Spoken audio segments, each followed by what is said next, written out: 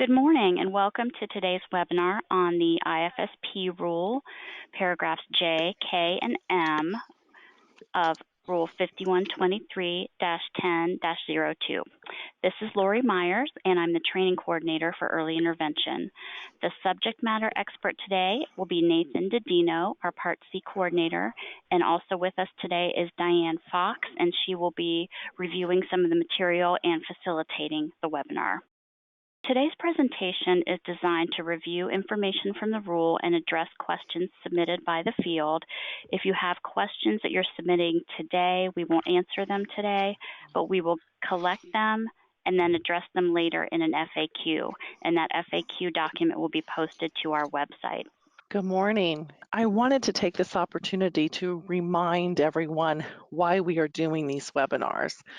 The goal of these webinars is to prepare counties to implement the new rules effective July 1st, 2019.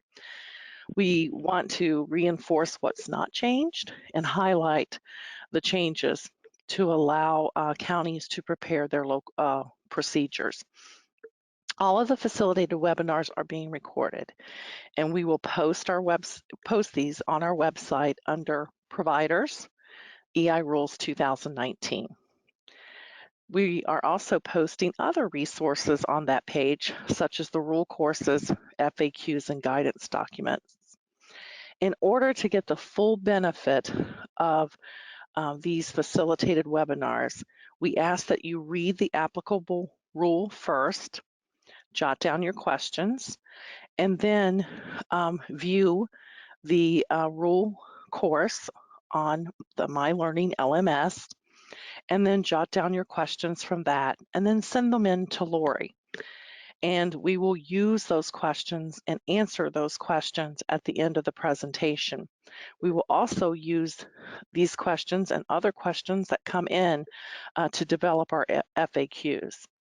Just to remind you, our next topic is service coordination, section N of this rule.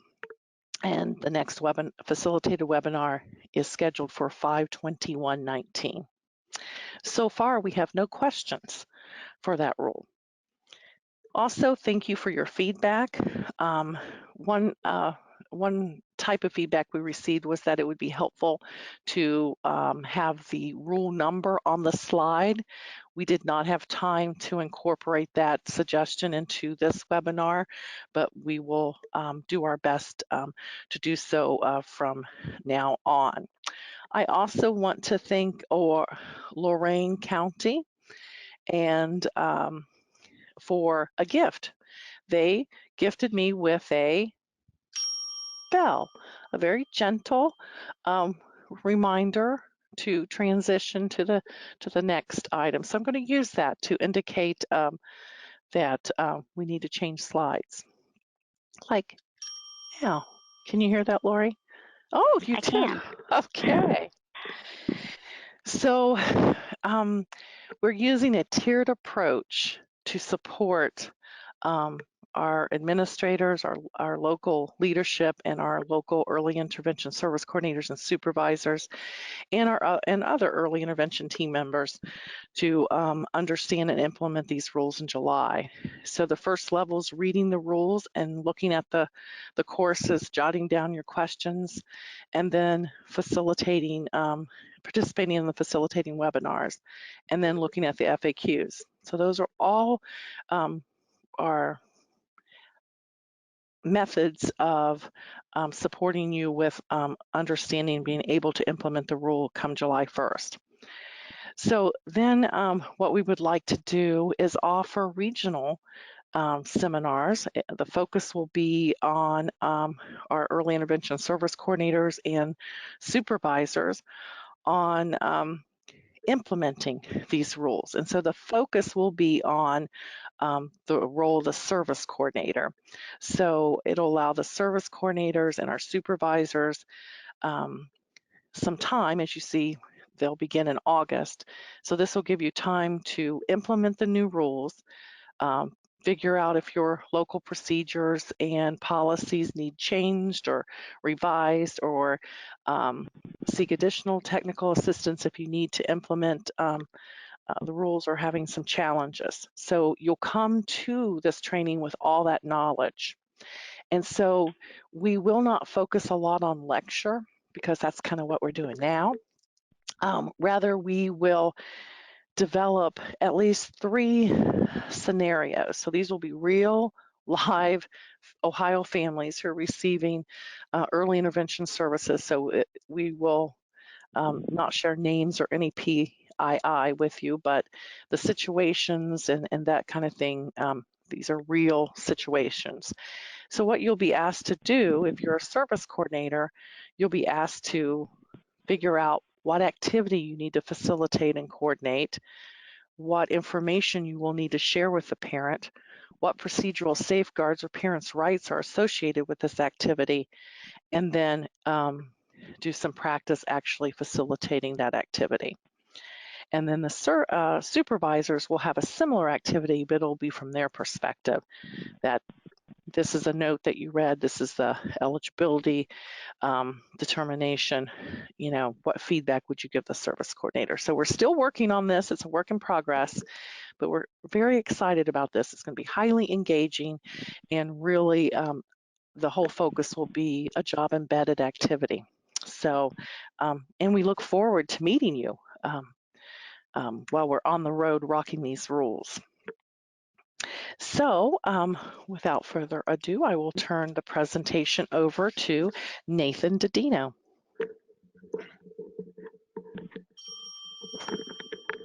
Good morning, everyone. I hope that you can hear me okay. We're going to go ahead and get started. So we're going to pick up where we left off last time.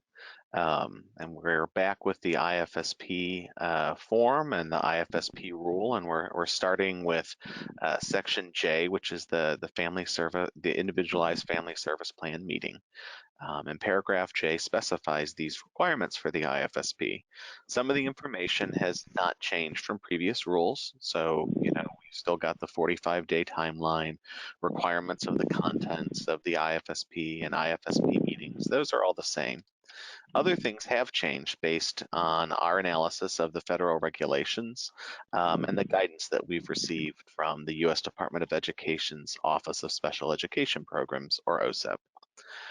Some of the changes were also based on feedback from the field and from our experience providing technical assistance and reviewing IFSPs from counties.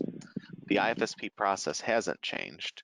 Compliance related to 45-day timelines, TRS, and transition has not changed.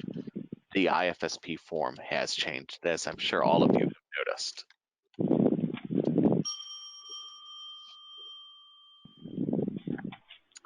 So let's get started with our review of Section J. Part 1 explains that when a child is eligible and has gone through the assessment process and the child or family needs supports and services, an IFSP is completed. And a meeting to develop that initial IFSP must be conducted within 45 days of the date that the child is referred to the early intervention program. Part 2 addresses the requirements for any periodic review and is not new. And so let's just review a few of those elements. So number 2, a periodic review of the Individualized Family Service Plan for a child and the child's family must be conducted every 6 months or more frequently if conditions warrant, or if the parent requests such a review. So this is what you guys are doing already. Talks about the purpose of the periodic review is to determine the degree of the child's progress towards outcomes and whether outcomes and services need to be modified or revised.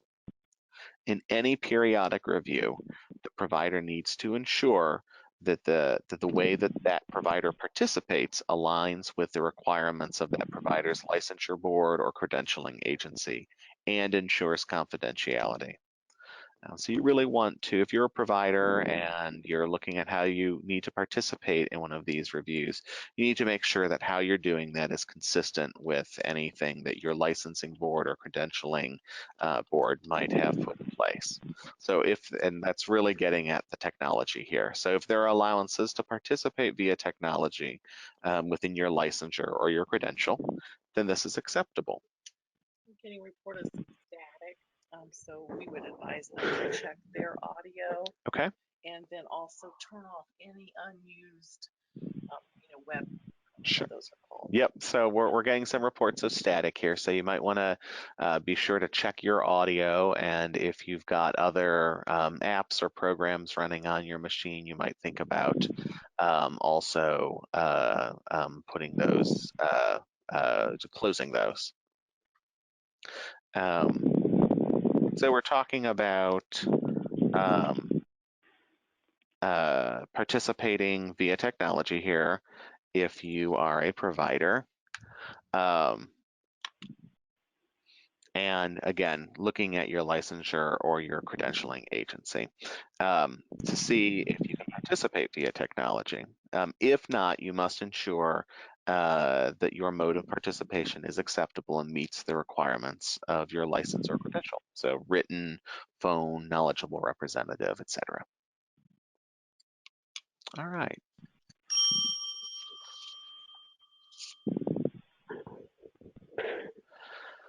So let's talk a little bit about IFSP meetings. We don't have any changes to the requirements for the annual IFSP around the settings for IFSP. And to review, in Section 3, a meeting must be conducted on at least an annual basis to evaluate and revise as appropriate the IFSP for a child and the child's family. The results of any current evaluations and other information available from the assessments of the child and family conducted in accordance with paragraphs F, G, and I of the rule must be used in determining the early intervention services that are needed and that will be provided. Then in paragraph for section 4, we talk about IFSP meetings must be conducted in A, settings and at times that are convenient for the parent, and B, in the native language of the family or other mode of communication used by the family, unless it is clearly not feasible to do so. All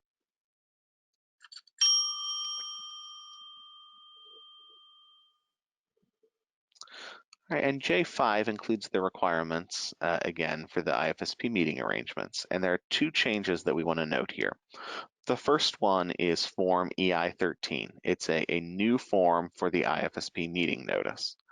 And then the second thing that we want to talk about here is that the requirement for the 10 calendar day notice of the annual IFSP meeting that's in the existing rule has been replaced with the federal language, and that is that meeting notice needs to occur early enough to ensure the ability to attend. So we've made that change there. So let's do a check-in here. All right, so I have a question for you. Also, a reminder, if you are participating by phone and computer, if you would please mute your phone or your mic. Sometimes we hear the background. So let's do a check-in, and you would type in your answer in the chat box. For those of you participating as a group, you can confer as a group and just send in one answer. So for the initial IFSP, the service coordinator is responsible for making arrangements with the parent and other participants and providing the meeting notification. How long, what is the timeline around the initial IFSP related to providing the meeting notice? So how long does the service coordinator have to give the parents and other participants who plan to participate in the initial IFSP the notice?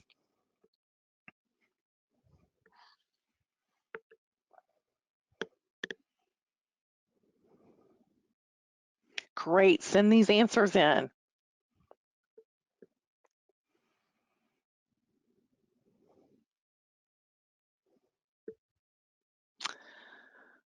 Wow, we have answers all over.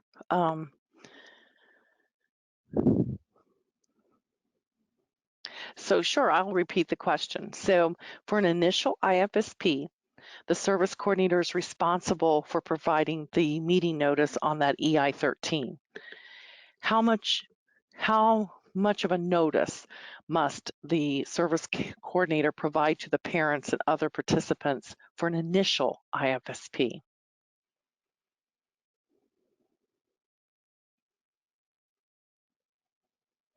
Just type in your answer in the chat box, and if you're participating as a group, confer and type in one answer for your group.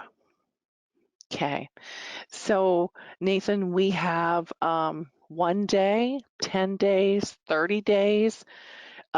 We have, I think one said 45, and then and then a lot of people said enough time for them to attend. So I'm going to hand over the headset.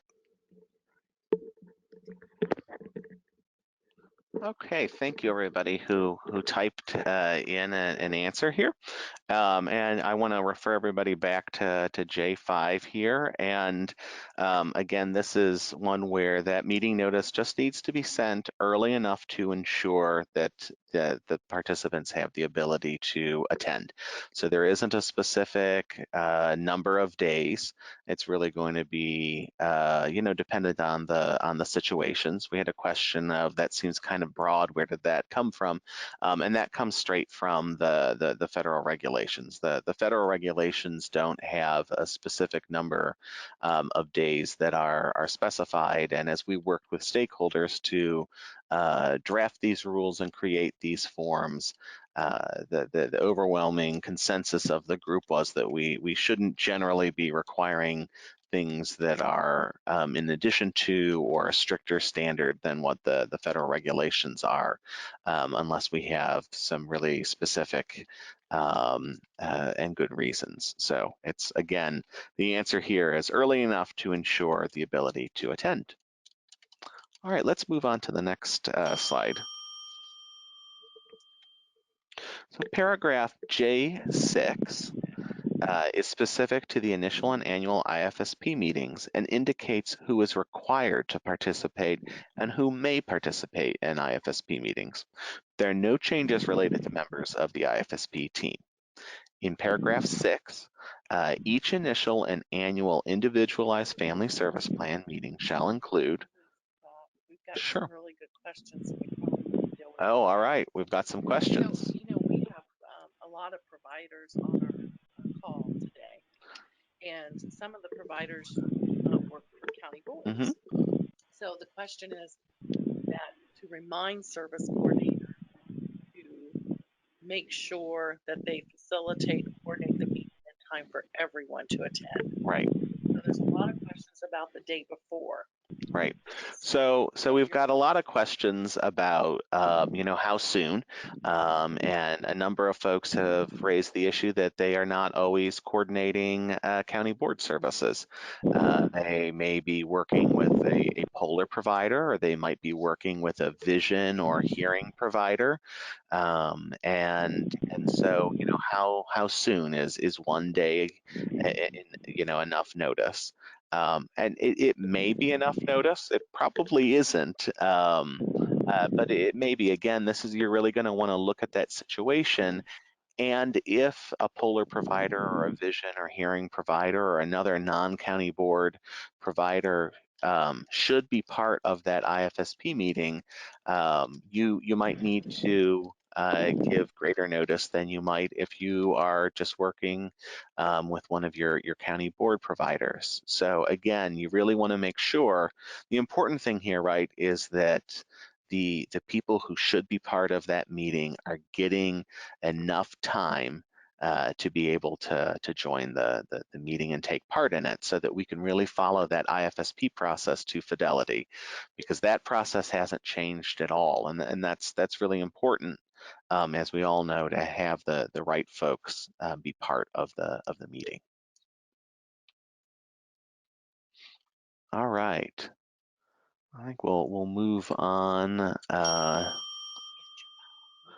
Yeah, and again, I'd remind everybody to mute your phones, because we are still getting a bit of feedback. You might have already stated this, but can the IFSP notice be emailed, text, phone call? So we've got to use that actual notice form. So that is the EI 13 form. So you want to use that form. All right.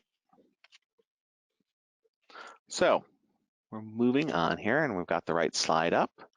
And paragraph 8 is new, and it applies only to initial and annual IFSP meetings. And unlike a periodic review where there's an allowance for most persons to participate via technology, here that option is only available to other family members, an advocate or person outside of the family, or persons who will be providing services as specified in J6.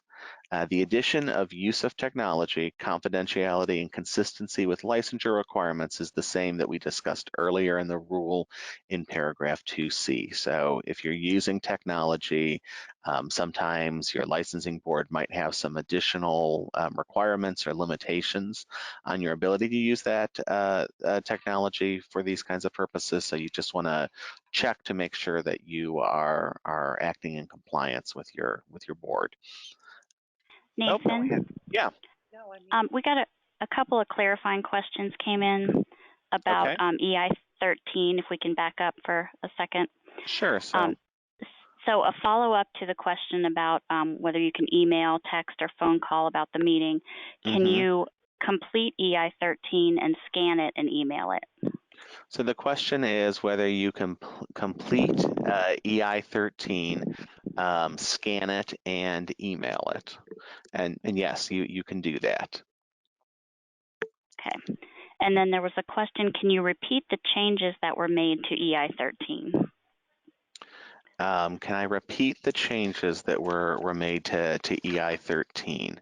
I don't know that we discussed a lot of changes to the EI 13. The entire form is new.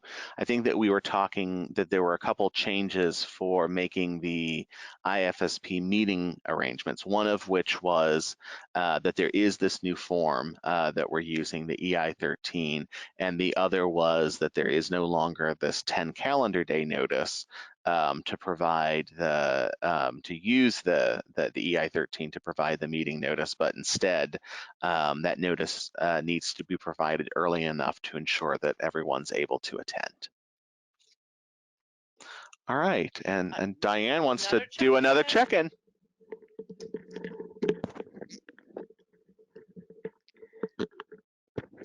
Okay, so this is a true or false. So true or false, and then type in your answer in the chat box. The parent of the child and the early intervention service coordinator must be physically present at an initial and annual IFSP meeting. Again, the parent and the child must be present at an initial and annual IFSP plan meeting. Must be physically present. The parent of the child and service coordinator must be physically present at the initial and annual IFSP plan meeting.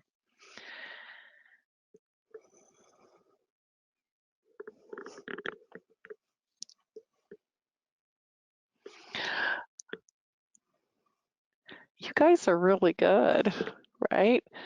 The parent and child must be present at the initial and annual IFSP.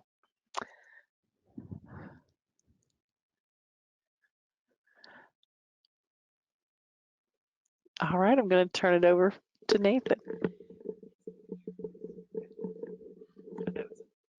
Yes, Diane is a little tricky here, isn't she? So it's the parent of the child, not the parent and the child. So that's technically false, as a number of you have noted here. But I can understand if you got tricked up a little bit there by Ms. Fox.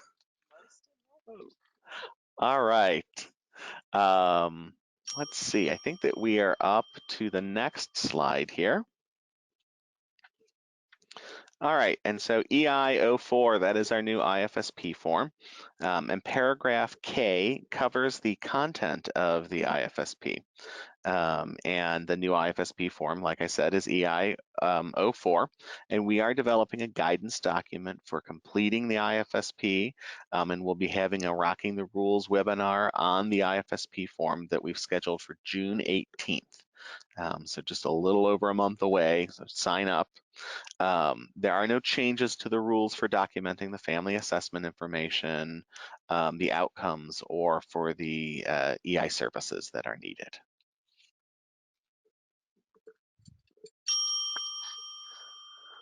All right. And now when we talk about the location of EI services, the new information in KB mirrors the federal regulations, and it is the IFSP team that will determine the appropriate setting for early intervention services. And the setting is based on the outcomes that the family has determined, and the team are the priorities.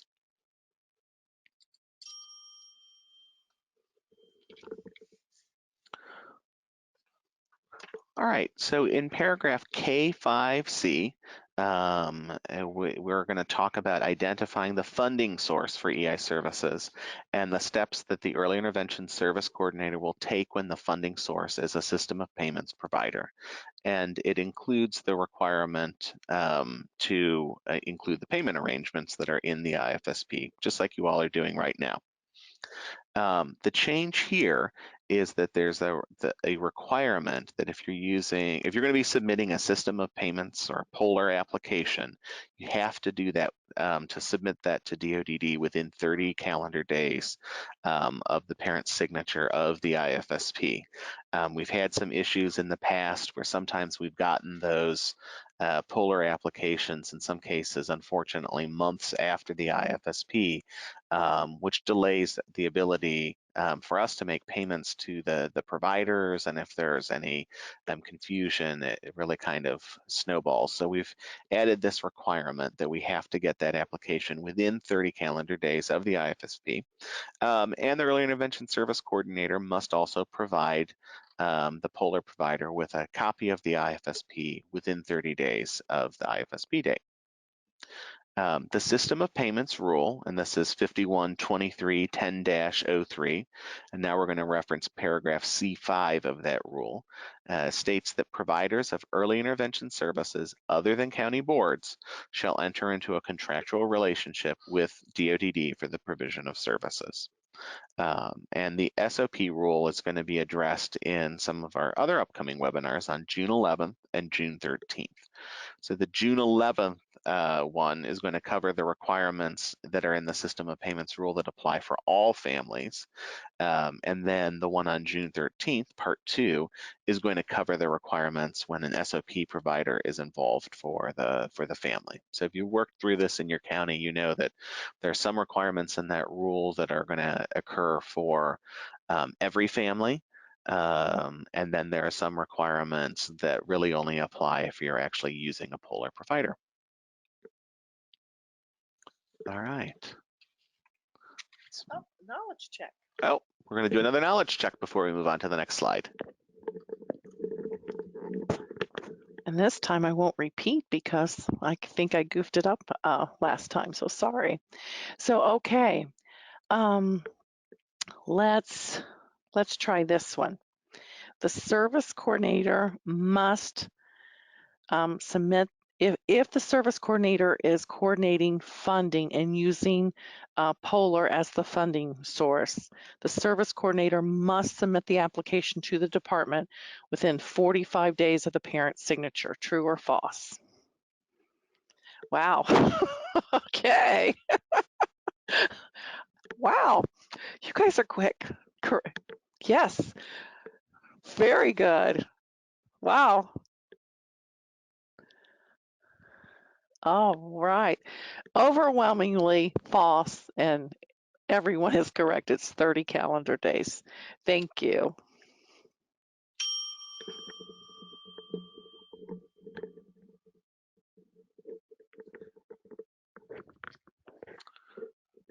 All right. Guys, my computer is frozen at the moment, so it's not letting me advance the slides. Oh dear, so Lori's computer is frozen here, so we're gonna Just go ahead and have her All right, Lori, Okay. are you able to make Diana presenter? Yes. All right.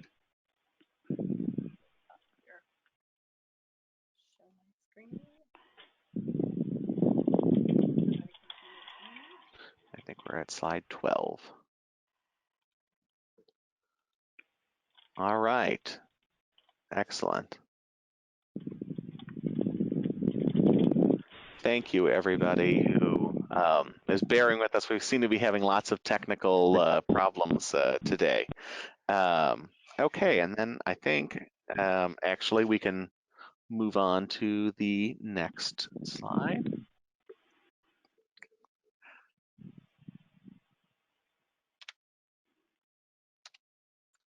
Hang on, I have to get out of here. All right. So now we're going to talk about services not yet coordinated and non-EI services. Paragraph K6 maintains the requirements for the content of the IFSP. Section A is specific to non-EI services. These are the services that the EI program is not obligated to fund, like medical and other services that are identified as needed, but received through sources outside of early intervention. And then paragraph B highlights the need for the early intervention service coordinator to document steps taken to help the child or family obtain services identified as needed to achieve outcomes, but not yet coordinated. We don't have any changes in this part of the rule. All right, and then we want to talk a little bit about EI 11. And the written of notice of proposed changes to services. So this is addressed in paragraph K9 of the rule, and it does represent a significant change from current rule and practice. Given the federal requirements for prior written notice before proposing to initiate or change EI services, before a parent consents to implement the IFSP is obtained, prior written notice of those proposed changes using Form EI 11 is now required to be completed, explained, and given to the parent. And this is done at an IFSP meeting. And we're going to go into a lot more detail about completing this form during our forms webinar on June 4th. So I'm not going to go into a lot of depth with this right now, but I would urge you to check out K9. Think about how your practices locally may have to change, and then bring those questions in just a couple weeks when we're going through the forms webinar on June 4th. All right. EI 06 is the consent for release of records and release of information. It is a new form, as are all of the forms.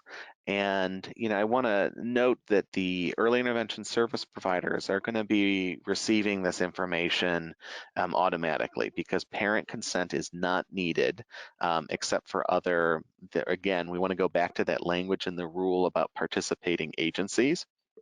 And EI service providers are a participating agency, so you don't need to be getting that consent for the release of records or to exchange information among EI service providers. You do need it, obviously, for folks who aren't EI service providers. So, if you want to release information to the child's physician, then you're going to need to have this form filled out. All right, then we want to talk a little bit about interim IFSPs. These are covered in paragraph M of the rule. It applies to children who have a diagnosed condition listed in Appendix C of the rule, when there are exceptional family circumstances that make it impossible to complete the child assessment before the needed services begin. Paragraph A is new and aligns with all of the other requirements of the explanation of the IFSP and parent consent. And paragraph 1 talks about an interim IFSP may be developed on the form after written notice is provided to the parent using Form EI 13. So we still need to do the plan meeting notice. And there are exceptional family circumstances that make it impossible to complete the child assessment before the needed services begin. The contents of the IFSP must be explained. prior written notice of the proposed services using Form EI-11 must be given to the parent, and the parent's written consent obtained using Form EI-04 prior to the provision of EI services described in the Interim IFSP. Paragraph B talks about some of the things that need to be included on that Interim IFSP, and those are the name of the service coordinator who will be responsible for implementing the Interim IFSP and coordinating with other agencies and persons, and the the early intervention outcomes and services that have been determined to be needed immediately by the child and the child's family. And finally, we want to keep in mind that the assessments, they still have to be completed. Even if we have an interim IFSP, those assessments must be completed within the 45-day timeline in accordance with D1 of this rule. So we know that we don't have a lot of interim IFSPs, and this can be a little bit complicated. So you want to be sure that you are reviewing the rules carefully. Basically, if we want to look at sort of that 30,000 foot view here, you've got all the same forms that you would for any other IFSP. All of those parents' rights and consents apply. So you're doing all of those things. You're really just not able to complete the child assessment before you do the IFSP, but you do still need to complete that child assessment, in this case after the interim IFSP, but still within the 45-day timeline. Couple things. Prior written notice, we're getting a lot of questions about that. Particularly, did you say that prior written notice is given at an IFSP meeting? So we're getting some questions about prior written notice and whether prior written notice might be given at an IFSP meeting, and the answer to that is yes. So again, you want to look carefully at that section of the rule. And so prior written notice does need to, and this is one of those changes that we have made based on the language in the federal regulations, as well as guidance that we received directly on this question from the Office of Special Education Programs. And so you want to look carefully at that. But yes, you may be giving prior written notice at an IFSP meeting if you're going to be, say, starting a new service. So we know that is a change. We're going to go into this more in depth when we do the forms training. But to answer the question, yes.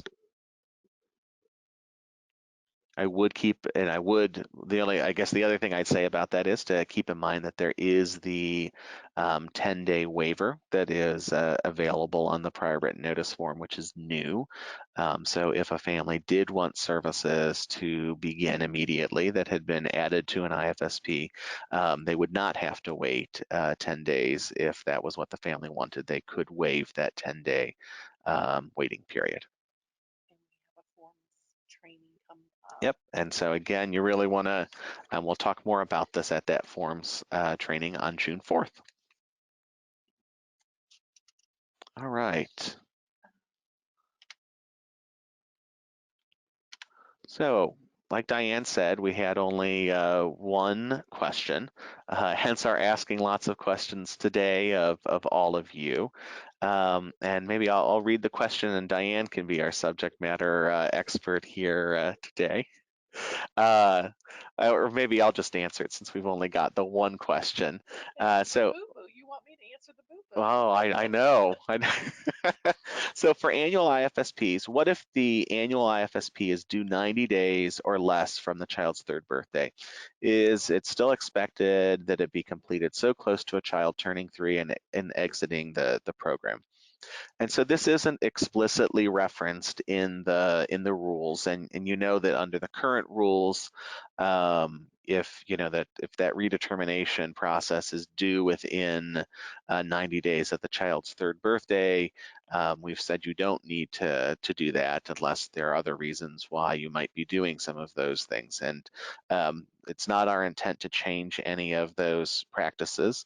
So we will be updating our guidance that redetermination activities due within 90 days of the child's third birthday do not need to be completed, just so that everyone is clear and on the same page with that.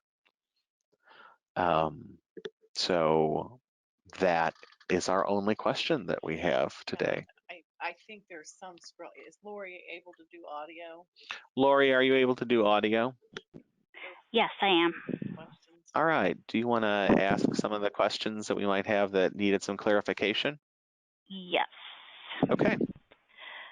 Okay, so there's one about an example of when an interim IFSP would be used, if that would be like a hospitalization. Or Sure. is there So we had another a question example? about when would an interim IFSP be used? Would that be in the case where there was a hospitalization? It certainly could be. Again, it's only going to apply to children that have a diagnosed condition that's listed in Appendix C, and only when there are those exceptional family circumstances that make it impossible to complete the child assessment before the needed services begin. So it could be because of a hospitalization, but it wouldn't necessarily need to be that. I mean, I think that the easiest way to try to conceptualize or think about this is, where you have an exceptional case where those services are needed so soon that you don't have the opportunity to complete the child assessment. But I mean, sort of trying to anticipate the next question, because I know that we certainly talked about this during the work groups too.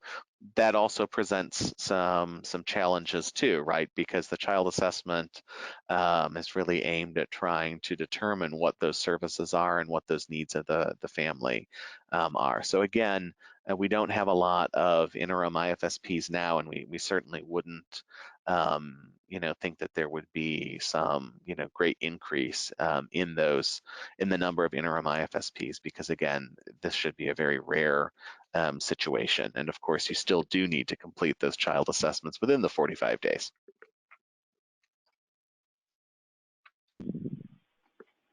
Okay, so we have another question about if I add PT as an additional service, do I need to give the family prior written notice? So if I add PT as a new service on an IFSP, do I need to provide prior written notice before I begin providing that physical therapy service? And yes, so if you are adding a service new to an IFSP, then yes, you would need to provide prior written notice before you could begin providing those services. Okay, this question is, if the family wants to wait 10 days, could it be a parent reason if it's outside of the 45-day timeline or IFSP due date? So the question of whether you were waiting 10 days, would that be if the parent wanted to exercise their right for the 10 days, would that be would that be an acceptable reason for not meeting the 45-day timeline? Well, I don't think that this one would apply for the 45-day timeline, because you would have already signed the IFSP. In this case, the 10 days would apply to starting the services. And so that would be something that we'd be thinking about more in terms of the timely receipt of services, which should occur within 30 days of the signed IFSP. And so I think that, and again, this is something that we just need to ensure is happening, because this is a right of the parent. So we need to ensure that our system is flexible enough that we have the time built in that's necessary. So it probably would not be a reason that would be an acceptable non-compliance reason. But again, we're at this point, if we're talking about adding those services and the family waiting before we would be starting that initial service, we wouldn't be in the 45-day realm there. We'd be thinking about the timely receipt of services. All right, so the next one is when DCFS has custody, must the DCFS caseworker be physically present for the initial and annual IFSP? So if Children's Services has custody, does the caseworker need to be present? And that's really going to depend on who is signing the consents and who is acting as the parent. If that's something that the caseworker has taken on, then yes, they would need to be there. But if that's something that the foster parent, say, is doing, then it would be fine if just the foster parent was present. Okay, so can parents decline an annual redetermination if it's outside but close to the 90 days? So can parents decline the annual redetermination if it's close to the 90 days but still outside? And no, they would not be able to decline that and remain, continue to receive those services. Okay, so there's still some confusion about EI 11. For example, the initial IFSP, I just lost the question.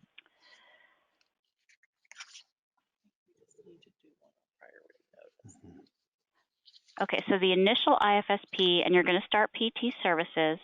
Do you need the EI 11, or is it only when an additional service is added? So I think that if I'm understanding the question correctly, it is that you already are receiving physical therapy and you have reviewed the IFSP and you are continuing physical therapy and you are now adding, say, speech therapy. In addition to that, you would not need the prior written notice generally to unless you're changing something about that physical therapy. You would not need to provide a prior written notice for that service, but you would need to provide it for, in our example, speech therapy. So again, I'd urge folks to make sure that they are asking these questions ahead of the June 4th forms webinar so that we have a chance to be really thoughtful about these, because I don't want to inadvertently give something that's wrong. That's why we want to get these questions in advance. And I think that if we continue to have a lot of questions or confusion about this, we can do an additional webinar that's just focused on prior written notice. So let's hold any more. I know that this is a big change here, but let's be sure that you submit those questions for the June 4th webinar. And we absolutely want to support you in implementing this change. And so if there are still questions after that one, we can do something that's really specific to prior written notice. All right, can an initial, I think we notice at an initial IFSP to start services initially. Yes, you do. If you are at an initial IFSP and you are obviously, there are no services on the IFSP, you would need to provide prior written notice prior to starting any of those services. All right, so the next question is, can an initial IFSP be completed at a transition meeting? Can an initial IFSP be completed at a transition meeting? Sure. Yep. I think that might very well be appropriate, depending on the age that the child is coming in, and we'll be talking a lot more about transition in the next part of our eligibility and services rule webinar. All right, so this question is, when you're talking about child assessment, are you talking about the Battelle or the RBI family assessment? So when I'm talking about the child assessment, I'd be talking about the assessment of the child, not the family assessment. So it could be the Battelle, it could be the Bailey, it could be observation, it could be any number of those tools. And you could use the RBI as a child assessment too, Diane has reminded me. All right, so we had a question about what was the reason for adding this much prior written notice, and that comes straight from the federal regulations, and we did seek clarification with OSIP, who said, yes, you do need to be providing prior written notice in those situations when services are newly being added to an IFSP. All right, there's another clarifying question about the question that was submitted that's on the, Okay. the slide. If you could repeat the answer because it seems new. So does this mean we wouldn't even review the IFSP as a periodic? We would just let it go past the 6 months? All right, one second. Let me think about this. I've got to read the question here. Is this the one on the screen here right now, Lori? Yes, yes, it is. Okay.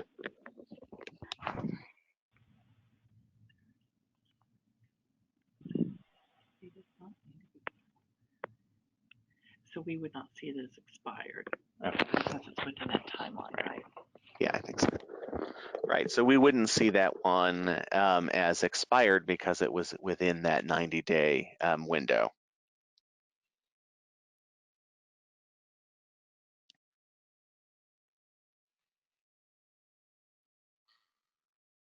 All right, so we have a question about identifying the parent, which we may have answered in that webinar, but Okay. it's who determines if a foster parent or CPS caseworker signs paperwork. So who's determining whether it's the foster parent or the caseworker? Again, that's going to be something, sort of from the standpoint of the rule, either of those are fine. So, there's no issue with the foster parent. They meet the definition. We know that there are some agencies, though, that do not allow foster parents to sign. And so that's going to have to be that process of the service coordinator explaining what it means to be the parent. And one of the, for early intervention purposes, and one of those things is attending these IFSP meetings in person. Then that needs to be a decision that is worked out with the agency. Okay, so this question is, if a parent is incarcerated, can they participate by Skype for the IFSP? If a parent is incarcerated, can they participate via Skype for the IFSP? I'm not. Wouldn't be physically present. Yeah, so they wouldn't be physically present. Yeah, I think we'll have to check on that one, because I think that starts to get into who is providing the consents and who is really acting as the parent and who has custody, all of those issues.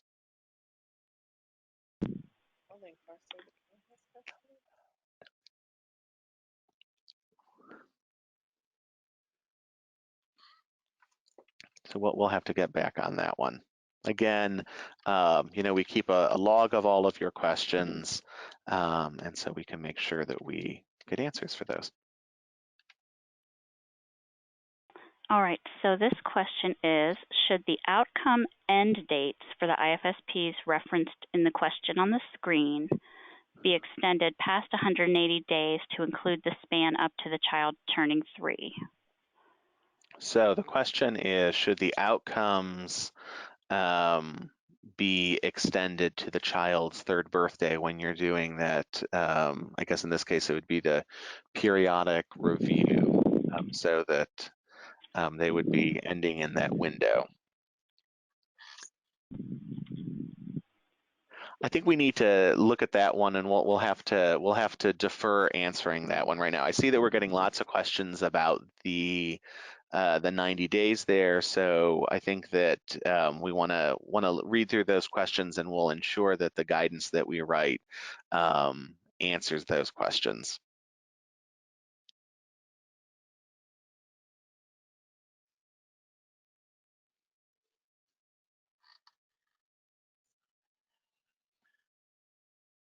All right, so we have a question about, if a caseworker is unable to attend the IFSP, can they give the foster parent permission to participate in the meeting without them?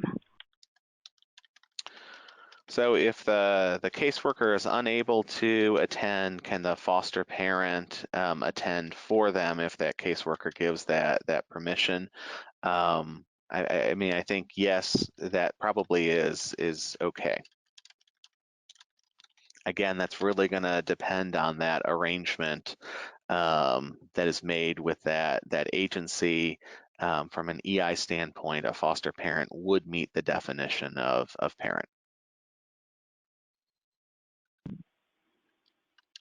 All right, so this is a question about annual or periodic IFSP reviews. If you add, change, or end a service at an annual or periodic, there's no need for prior written notice because the parent is part of the discussion and decision making. Is this correct?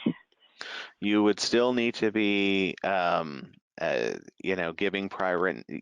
That's again, like I want to kind of hold some of these questions so that we can be thoughtful in our answers. But just even if you're adding services to an initial IFSP, obviously the parent is part of that decision too, and you would need to provide prior written notice.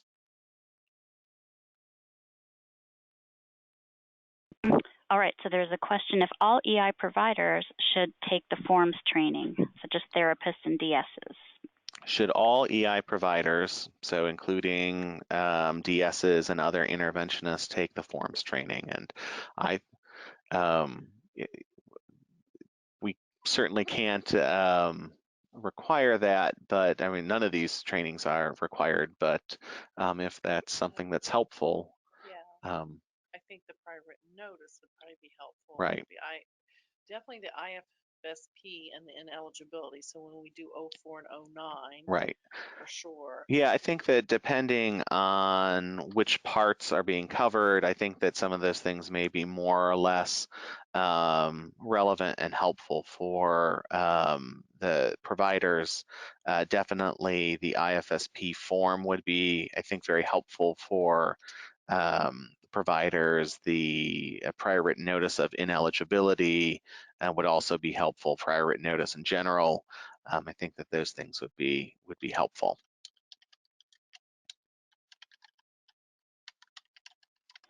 All right, so this one is a clarification on something that Nathan explained earlier. Did you say that if you're doing an initial IFSP, we need to provide prior written notice of the anticipated services to meet the outcomes that are also anticipated?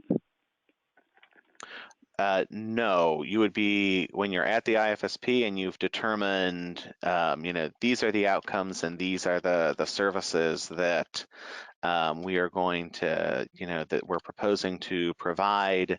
It's going to be, what you've now written onto the grid for those services. That's what you're going to be giving the prior written notice for. All right, so I don't know if we have an answer to this one today, but what do we put in the data system if you're not doing the annual IFSP due to the child turning 3 within 90 days? I guess I'm not entirely sure what the question is. I don't know that there's anything that's tracked in EIDS related to that.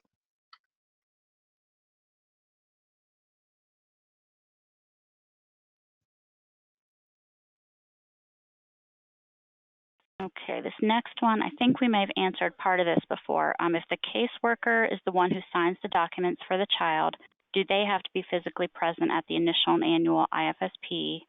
Or could a foster parent meet with the service coordinator and then send the IFSP to the caseworker for signature?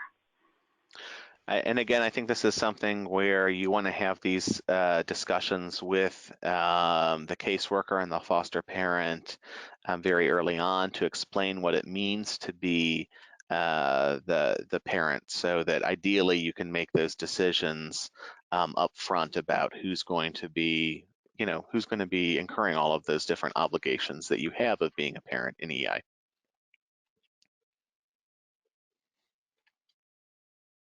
All right, so we have a longer question. Are you ready? All right.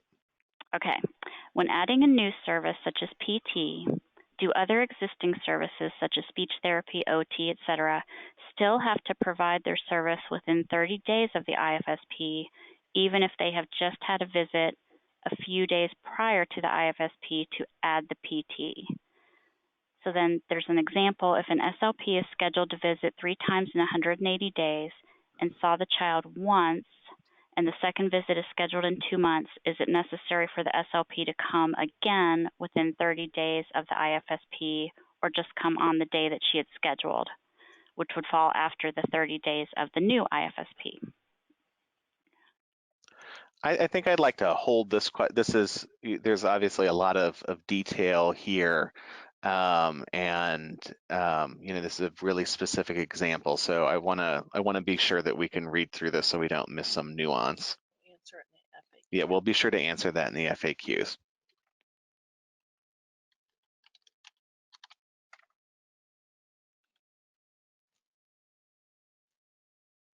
All right, so this goes back to the question on the screen and something you said earlier that they're asking to be repeated. Regarding the question and the need to do a periodic review or not, wouldn't the IFSP expire and go beyond 6 months? Again, let's I think continue to ask those questions, and we'll be sure that the guidance that we write addresses all of those questions.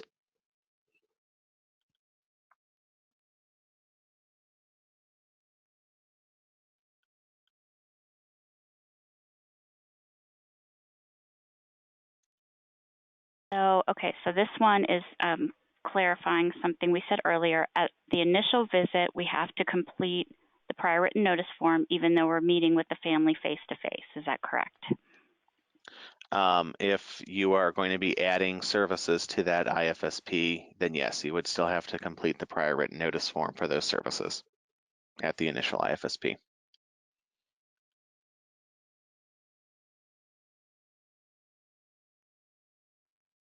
All right, so this question is it the responsibility of the service coordinator or service provider to complete the prior written notice for the start or change of services? So is it the responsibility of the service provider or the service coordinator to complete the prior written notice form? Again, we're going to go into that in a lot more depth at the forms training on June 4th. So I'm going to defer that for that training.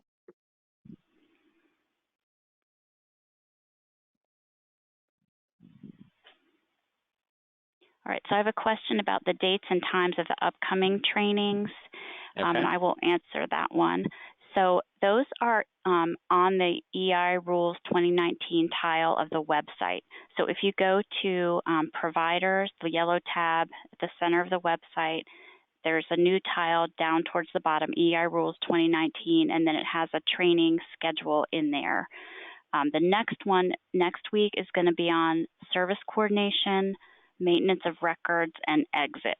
And then the one after that will be on transition, and then there will be forms, system of payments, and the IFSP form. But those are all of those dates and registration links are on the website.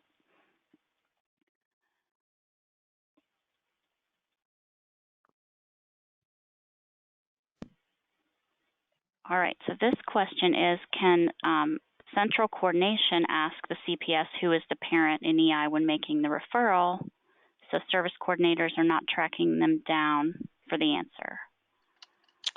I think that would probably be challenging because central intake is really working to make those referrals, and honestly, with the PCSA referrals, those are there's central intake isn't making contacts out to the PCSA. Those are automatic EI referrals when the form comes in.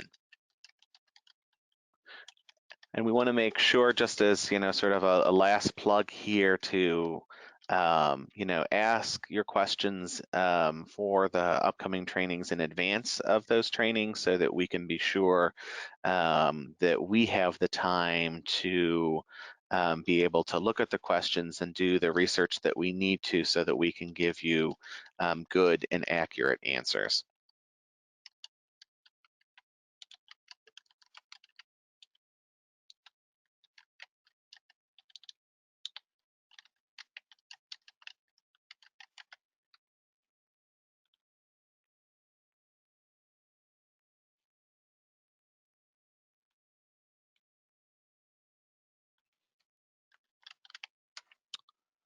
All right.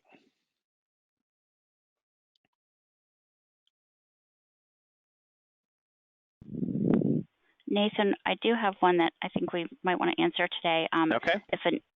If the EI service coordinator supervisor, can they fill in for the service coordinator at meetings if the service coordinator is unavailable? Can the EI supervisor fill in for the service coordinator if the service coordinator, him or herself, is unavailable? Yes.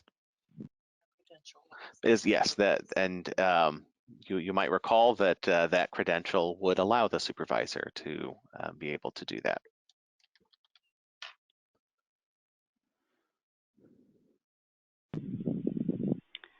All right, so there is a question about could there just be a statement about prior written notice added on the IFSP form instead of having a whole other form?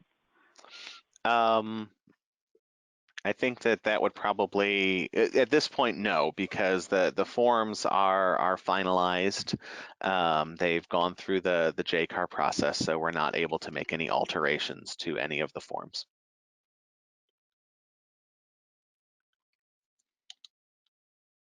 All right, so there's a question about the trainings from the previous weeks and when they'll be posted online.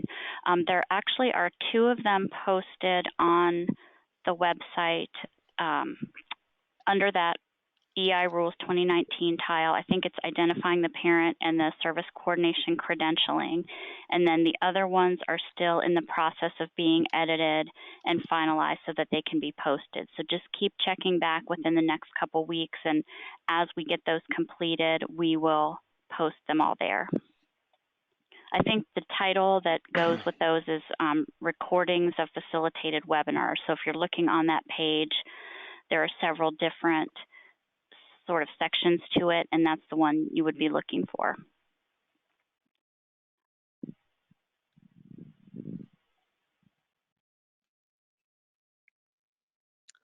All right, well, we've gotten lots of great questions today, so we'll be sure to go through those and get you answers. And again, it's very helpful if you're able to submit any questions that occur to you in advance of the webinar so that we're able to look at those and talk with folks that we need to ensure that we can give you a thoughtful response on those.